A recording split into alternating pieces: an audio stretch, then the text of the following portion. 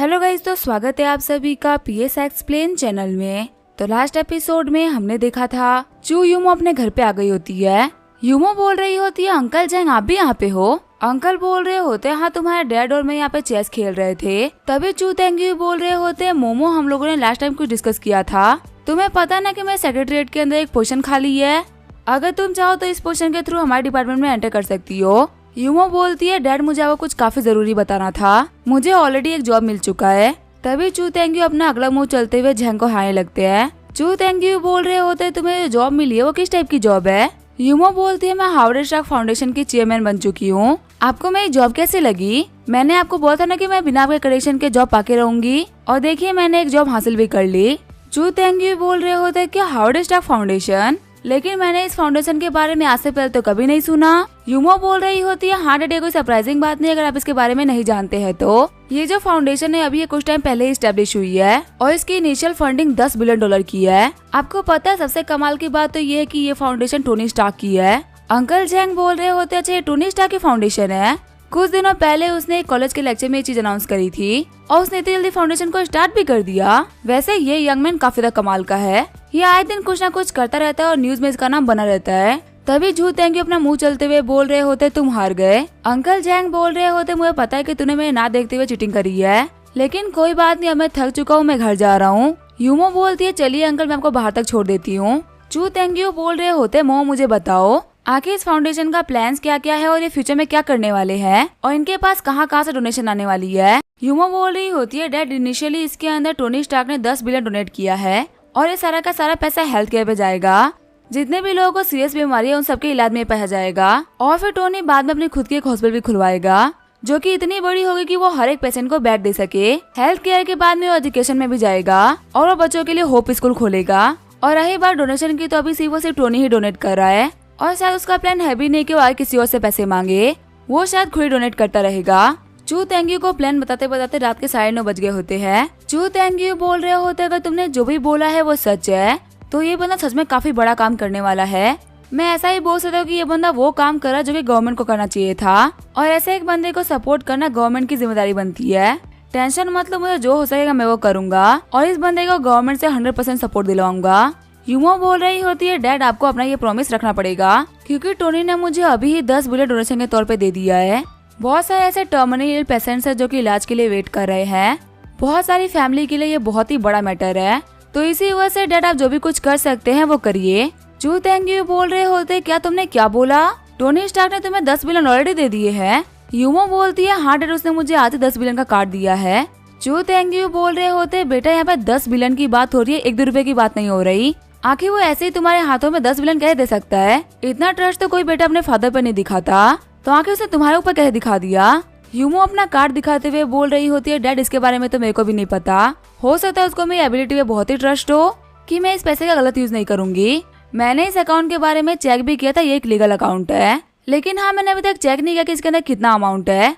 चलिए देख लेते हैं कि इसके अंदर $10 बिलियन है भी कि नहीं। लेकिन तभी यूमो अमाउंट देखते हुए बोल रही होती तो $60 बिलियन है। यूमो बोल रही होती है, डैड मुझे अपनी आंखों पे भरोसा नहीं हो रहा, कहीं मैं गलत चीज तो नहीं देख रही ना, प्लीज आप मुझे पर्सनली चेक करके बताइए कि ये सच है कि झूठ। चू तेंग्यू बोल रहे होते हैं, नहीं मोमो ये सच है, अकाउंट के अंदर $60 बिलियन रखे हुए हैं, लेकिन तुम तो कहते थे ना कि ये $10 बिलियन होंगे, आखिर जो ये $50 बिलियन एक्स्ट्रा है वो कहाँ से आ गया? ऐसा तो है नहीं कि मैं तुम्हें $60 बिलियन देके सिर्फ $10 बिलियन ही बोलेगा। यूमो बोल रही होती है, डैड आप 1 सेकंड रुकिए, मैं अभी टोनी को कॉल करके पूछती हूँ कि आखिर ये सब क्या हो रहा है। कॉल पिक करते हुए टोनी बोल रहा होता है, हेलो मोमो, हम लोग को तो मिले हुए अभी 1 ही घंटा हुआ है और क्या सिर्फ 1 घंटे के अंदर तुम मुझे इतना मिस करने लग गई कि तुमने मुझे कॉल ही कर दिया। यूमो सोच रही होती है, मैंने फोन स्पीकर पे रख रखा है, आखिर कैसी बातें कर रहा है। यूमो बोल रही होती है, फालतू बातें मत करो, तुमने मुझे जो ब्लैक कार्ड दिया था उसके अंदर बोला था कि $10 बिलियन है, आखिर इस कार्ड के अंदर $60 बिलियन कहाँ से आ गए?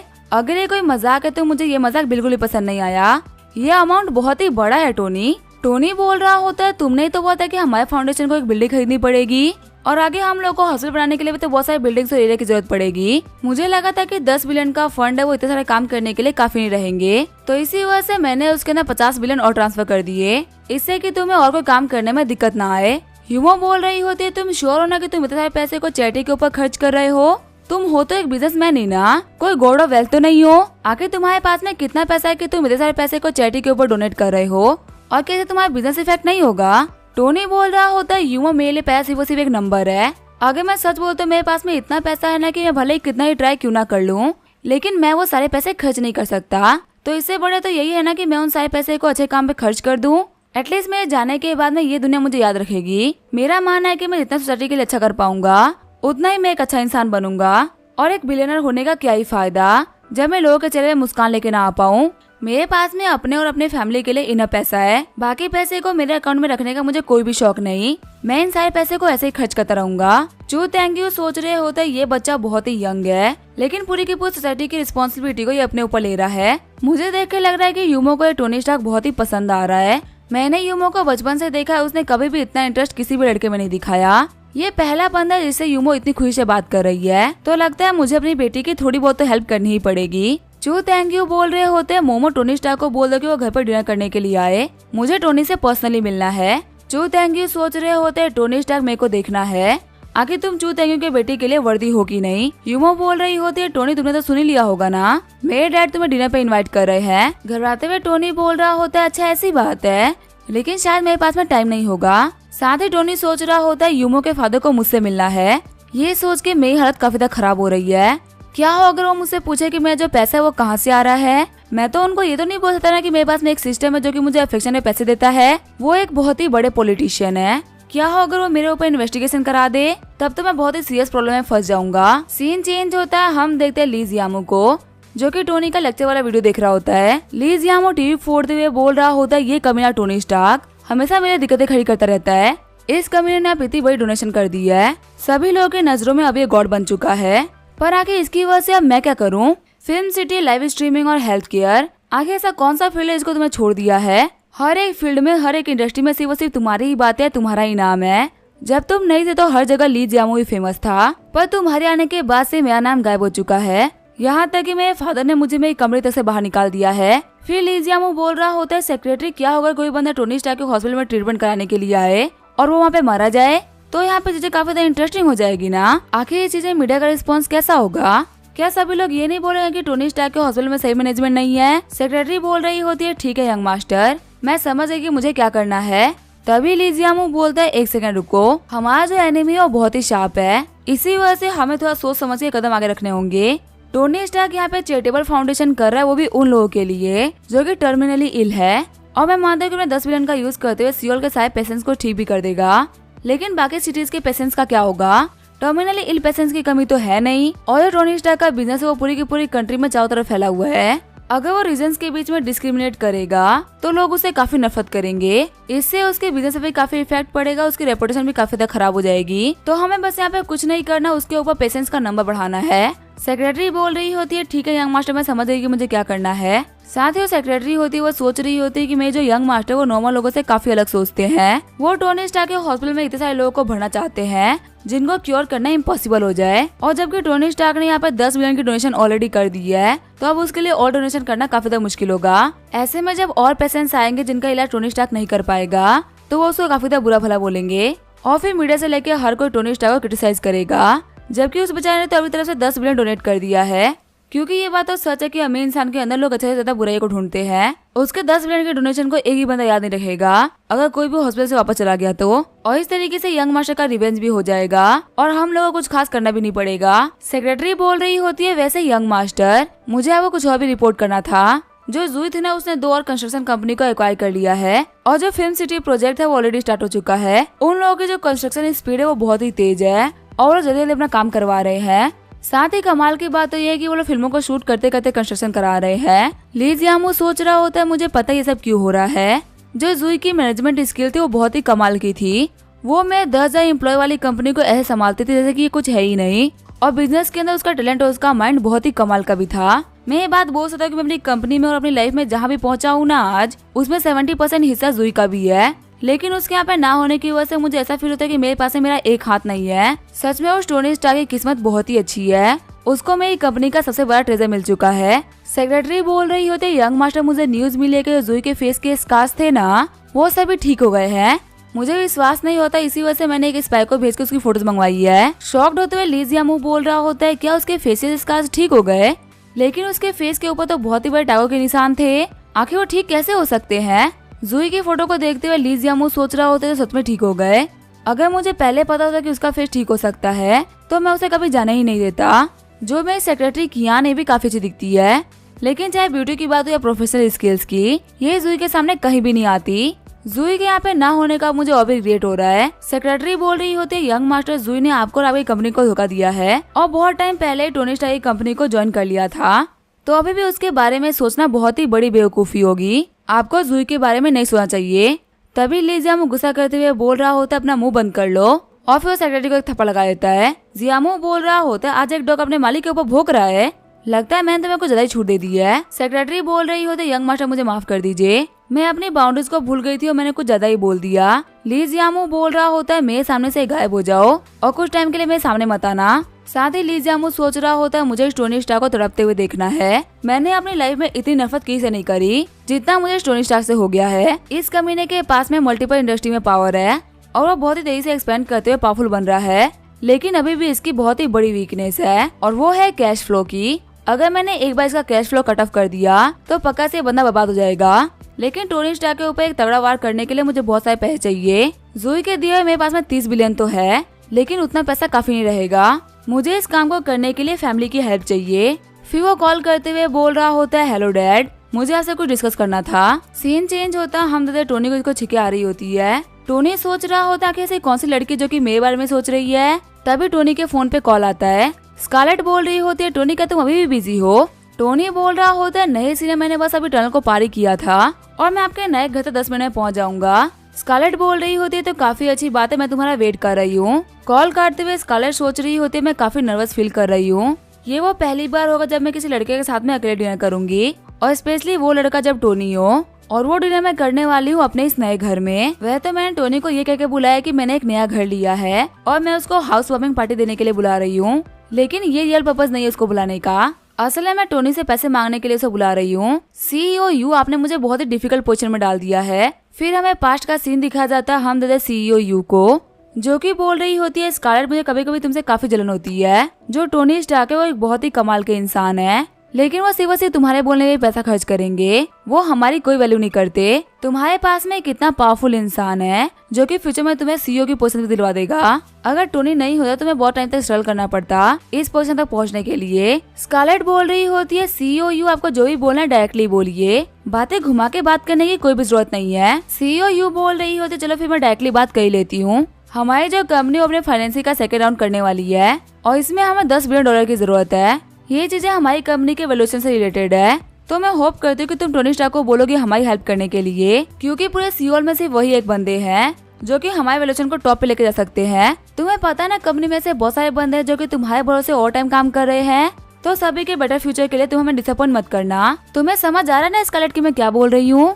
स्कारलेट सोच रही होती है, पहले मुझे कंपनी ने एक नया घर दिया और फिर बिना मांगे मुझे काफी सारी छुट्टियां भी दे दी। ये सिर्फ इसी वजह से ताकि मैं टोनी स्टार्क से पैसे मांग सकूं। लेकिन जब मैं टोनी से पैसे की बात करूंगी तो आखिर वो मेरे बारे में क्या सोचेगा? पहले मैं हमारा टोनी से दूर भागा करती थी और उसकी बिल्कुल भी वैल्यू नहीं करती थी, लेकिन जब से उसने मुझे 1 बिलियन की इन्वेस्टमेंट दी तब से मैंने उसे बातचीत बढ़ा दी और अब उसे 10 बिलियन मांगने के लिए मैं फिर से उसे घर पे बुला रही हूँ। तब उसे घर का बेल बजता है।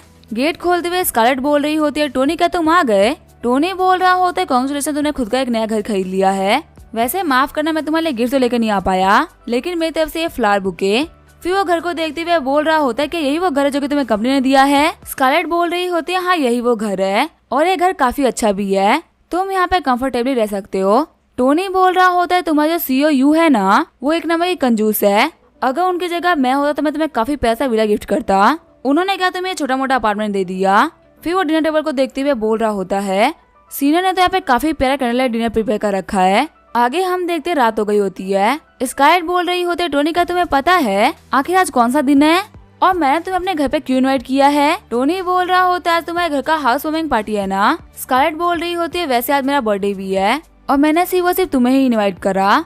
टोनी बोल रहा होता है कि आज आपका बर्थडे है, मुझे माफ करना, मैंने तुम्हारे लिए कोई भी गिफ्ट प्रिपेयर नहीं किया क्योंकि मुझे पता ही था कि आज तुम्हारा बर्थडे है। टोनी सोच रहा होता है जो सीनियर स्कारलेट बस काफी अजीब तरीके से बिहेव कर रही है, नॉर्मली कभी भी ऐसे बिहेव नहीं करती। स्कारलेट बोल रही होती है, टोनी कोई बात नहीं, तुम्हारे यहाँ पे होना ही मेरे सबसे बड़ा गिफ्ट है। जब मैं छोटी थी तभी मेरे कुछ खास दोस्त नहीं हुआ करते थे, पता नहीं रीजन क्या है। शायद से मैं बहुत ही मैच्योर थी या फिर मुझे लोगों से बात करना ही नहीं आता था। इसी वजह से मेरे और बाकी सारे लोगों में हमेशा डिस्टेंस बरकरार रहा। मेरा हर एक बर्थडे मैंने अकेले ही मनाया है और अगर मैं सच बताऊं तो मुझे मेरे बर्थडे पे काफी ज्यादा बेकार फील हुआ करता था क्योंकि मुझे विश करने वाला कोई भी नहीं था। यही सेम चीजें यूनिवर्सिटी में एंटर करने के बावजूद भी चलती रही। मैंने यूनिवर्सिटी को ज्वाइन किया और सभी लोग मेरे पीछे मेरी बातें किया करते थे, लेकिन कोई मुझसे बात नहीं करना चाहता था। शायद से मैं यूनिवर्सिटी में अकेले ऐसे इंसान होंगी जिसके यूनिवर्सिटी में कोई भी दोस्त नहीं है। अगर मैं सच बताऊं ना तो मुझे कभी कभी ऐसा फील होता है कि मैं एक बहुत ही बड़ा फेलियर हूँ जो कि अपने लाइफ में कुछ भी अचीव नहीं कर पाई। शॉक्ड होते हुए टोनी सोच रहा होता है कि सीनियर स्कारलेट को यहाँ पे इनसिक्योर फील हो रहा है। ये हमारी हुडा यूनिवर्सिटी की नंबर 1 गॉडेस है। पूरी यूनिवर्सिटी में सभी लोग चाहते थे कि इसी वजह से उनसे एक बार बात कर ले, फिर उन लोगों का दिन ही बन जाए। लेकिन आज वो गॉडेस मेरे सामने ये बोल रहे कि उन्हें इनसिक्योर फील होता है। लेकिन सच्चाई तो ये कि कॉलेज में से बहुत सारे लोग थे जिनको इनसे बात करनी थी, लेकिन यही बहुत ही रूड थी। ये किसी को भी अपने पास में आने नहीं देती थी। टोनी बोल रहा होता है, सीनियर आके आप कैसी बातें कर रही हो? एक बार आप खुद को देखो, आप काफी यंग हो और आप एक कंपनी की वाइस प्रेसिडेंट बन गई हो जिनके पास में बिलियंस ऑफ डॉलर की नेटवर्थ है। और सबसे बड़ी बात तो ये कि आप बहुत ही ब्यूटीफुल हो। हमारे सियोल में से बहुत ही कम ब्यूटीज होंगे जो कि आपके लेवल की होंगी। तो अब आप मुझे बताइए कि ऐसा सुनने के बावजूद भी आप अपने आप को एक फेलियर मानती हैं? अगर आप एक फेलियर हो तो बाकी सारे लोग क्या है? अगर कोई इनमें से एक भी चीज अचीव कर लेता है ना तो वो खुद को बहुत ही बड़ा प्रोडिजी मानता है। और वहीं आप ऐसी बातें कर रही हैं। स्कारलेट बोल रही होती है, मैं एक एग्जीक्यूटिव जिसके पास में बिलियंस ऑफ डॉलर की वर्थ है। टोनी, शायद तुम्हें ये सुनने में अजीब लगे लेकिन मुझे इस कंपनी में और काम नहीं करना, मैं यहाँ से रिजाइन करना चाहती हूँ। टोनी बोल रहा होता है कि आप रिजाइन कर रहे हो, लेकिन आखिर हुआ क्या है? स्कारलेट बोल रही होती है, मेरा मानना है कि मेरे पास में बहुत ही कम एक्सपीरियंस है और मैं अपने पोजीशन के लिए बिल्कुल भी वर्दी नहीं हूँ। मैं इस कंपनी में सेकंड हाईएस्ट अथॉरिटी हूँ, लेकिन मैं उसके हिसाब से कुछ कर नहीं पा रही हूँ। टोनी सोच रहा होता है, क्या तुम वर्दी नहीं हो? सीनियर, तुम्हारे पास में कंपनी के आधे शेयर्स है। अगर तुम इसके लिए वर्दी नहीं होगी तो आखिर कौन है जो कि इसके लिए वर्दी होगा? वैसे एक सेकंड को मेरे को समझ में आ गया, यहाँ पे कुछ तो गड़बड़ है। सीनियर स्कारलेट जॉब छोड़ने की बात ऐसे ही नहीं करेंगी। टोनी बोल रहा होता है, सीनियर स्कारलेट के आपके जो सीईओ है उनके पास में पैसे की कमी आ गई है।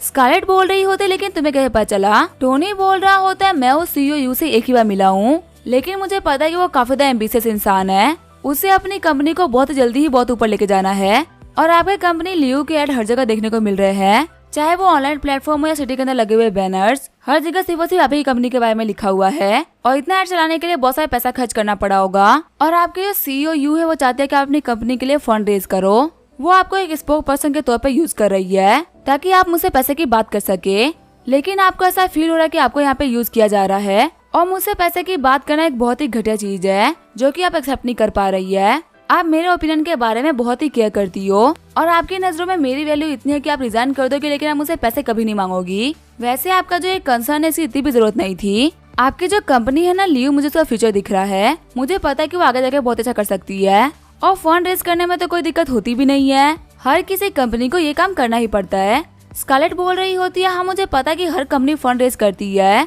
और ये जरूरी भी है, लेकिन जो सीईओ है ना वो बहुत ही घटिया काम कर रही है। जिस कंडीशन में उन्होंने फंड रेज करने के लिए कहा है वो सुन के मेरा दिमाग ही खराब हो गया था। वो सिर्फ 20% शेयर के बदले में 10 बिलियन का फंड मांग रही है, जबकि कंपनी की कंप्लीट वैल्यूएशन भी 2 बिलियन नहीं होगी।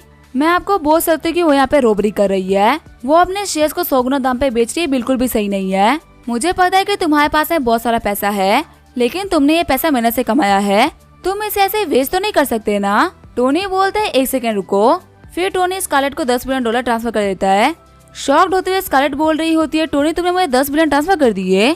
टोनी बोल रहा होता है, सीनियर स्कारलेट मेरी नजरों में 10 बिलियन की कोई वैल्यू नहीं है। मेरी नजरों में अगर किसी चीज की वैल्यू है तो वो आपकी है। हम देखते हैं स्कारलेट की अफेक्शन 1 पॉइंट से बढ़ गई होती है और उसकी करंट अफेक्शन होती है 98 पॉइंट्स। स्कारलेट बोल रही होती है, टोनी मुझे जान के बहुत अच्छा लगा कि तुम मेरी इतनी वैल्यू करते हो, लेकिन फिर भी मैं तुम्हें वही बात बोलूंगी जो कि मैं तुम्हें स्टार्टिंग से बोलते आ रही हूँ। मैं तुम्हारे इन पैसों को एक्सेप्ट नहीं कर सकती। टोनी बोल रहा होता है, इन पैसों को जल्दी रिजेक्ट मत करो, मेरे लिए तो इन पैसों की कोई वैल्यू नहीं है, लेकिन ये पैसे आपके लिए बहुत ही वैल्यू कर सकते हैं। अभी जो सीईओ है उनके पास में कंपनी में सबसे ज्यादा शेयर्स है और इसी वजह से वो कंपनी में सिर्फ अपनी चला रही है और तुम्हें दबा के रख रही है। इन पैसों का यूज करते हुए तुम्हारे पास में कंपनी में सबसे ज्यादा शेयर्स हो जाएंगे और फिर तुम अपनी कंपनी की रियल बॉस बन जाओगी। साथ में अपने फेट या रियल एस्टेट से कुछ लॉयल बंदों को तुम्हारे पास में भेजूंगा जो कि तुम्हारी कंपनी को ग्रो करने में और पूरी की पूरी पावर को हासिल करने में तुम्हारी हेल्प करेंगे। और हमारा लास्ट स्टेप होगा सीईओ को कंपनी से लात मार के बाहर निकालना। ये सब करते हुए हमारे पास में बहुत सारे शेयर्स भी होंगे और बोर्ड ऑफ डायरेक्टर का साथ भी। इस तरीके से हम 11 बिलियन के अंदर पूरी की पूरी कंपनी को एक्वायर कर लेंगे। अब इसके क्या होगा वो हम देंगे नेक्स्ट एपिसोड में।